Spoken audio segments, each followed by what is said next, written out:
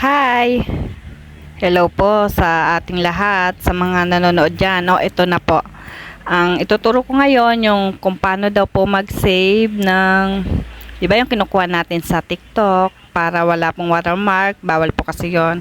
Ganito po, meron pong paraan kung hindi mawala dun po sa ating sa apps na binigay ko sa inyo, doon po sa magtatanong sa akin. Ito, madaling-madali ito. Kahit walang apps, pumunta po tayo doon sa ating TikTok. Tapos, eto, panoorin nyo po ito ng mabilis para po makapag-upload kayo ng walang watermark. Ayan na po, meron na po akong sa TikTok. Ayan po yung arrow.